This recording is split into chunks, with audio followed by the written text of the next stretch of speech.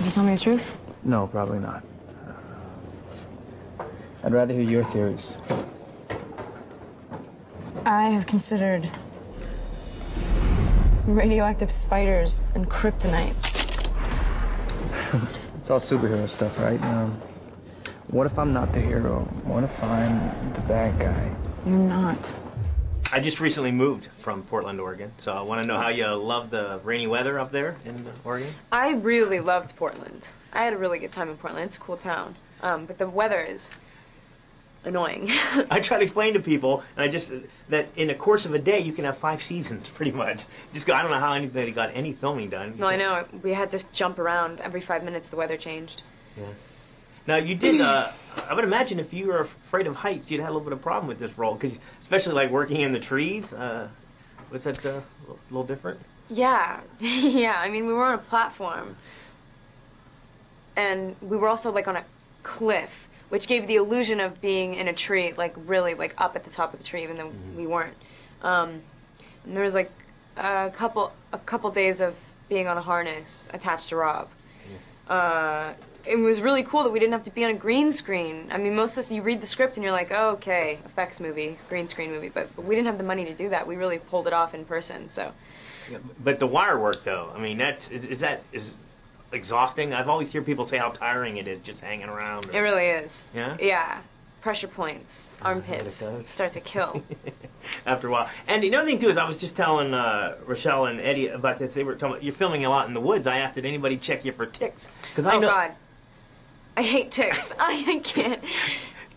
They were like, what? Ticks? I'm like, yeah, every time you take your dog in the woods in Portland, you got to check them because they always have ticks on them somewhere. And they didn't know, so somebody blindsided them with that, I would imagine.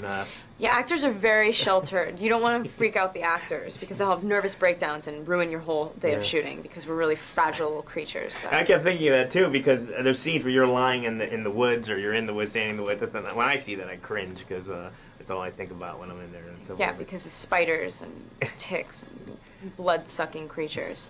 Now, we know that, I guess we could say that Edward's character is a tortured soul, but was Bella a tortured soul as well, you think? No, not at all. She's, in the beginning of the movie, as much as everybody says, oh, she's an outsider and she doesn't really know how she fits in, she is perfectly fine with that, and she just really is, like, fine with being solitary. She's not, like, searching for something in the beginning of the movie. It's a skewed balance. I mean, she helps him. He doesn't really help her. Okay. You know, she has the greatest entrance, too, to Edward, too, walking in front of the fan with the hair blowing. Yeah. I thought that was really funny, but I was not aware of Twilight. Never heard about it. But once you find out about Twilight, it's freaking everywhere. I know. The second I signed on to do the movie and I went back to LA from Pittsburgh, I was doing another movie when I auditioned for it. Catherine came to Pittsburgh and we like worked for 4 hours in this room.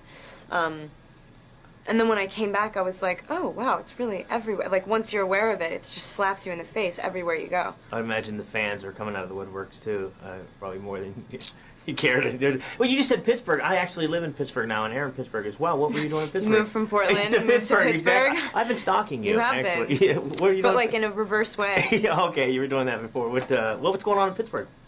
A movie called Adventureland. Okay.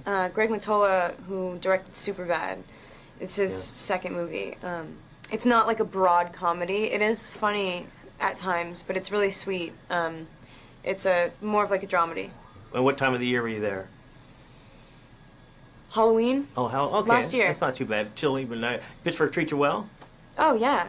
Pittsburgh was fun too. Pittsburgh was like real. Not a city, but just like a town, like living in an American town. It was kind of cool. I liked it. Now, once you find out, like I said, they're everywhere, did you read all through the books or anything? Because now I'm kind of interested in finding out more, but then there's a part of me that wants to kind of just wait for the movie. I mean, how similar are they? Yeah. They're sort of the same. It's funny, it's a 500-page book condensed into like an hour and a half or whatever the movie is. But there's nothing from the book, and I care about the book just as much as the rabid fans, that I feel like we didn't get to experience that, and I'm really disappointed. It really is like all of the iconic scenes are in the movie, and the essence and the feeling is really, I mean, I think there. Was the rehearsal for the kiss the slowest attempt of a kiss I think I've ever seen on screen? I know. So, did you guys actually rehearse how slow that was going to be? Or whatever were you going? Yeah, absolutely. That we had an entire day to do that scene. It probably took an entire day to film. Yeah, I know. 2 takes later, and it's like lunch. And then, yeah, that was one of the scarier scenes. I've been talking a lot. Scenes to shoot.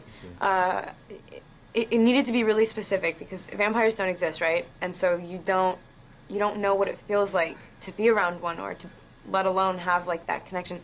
So we wanted it to be really, really hard, and it was really stressful to get it right, to have like the responsiveness be really specific and like acute and noticeable. So I look forward to seeing the next one. Nice.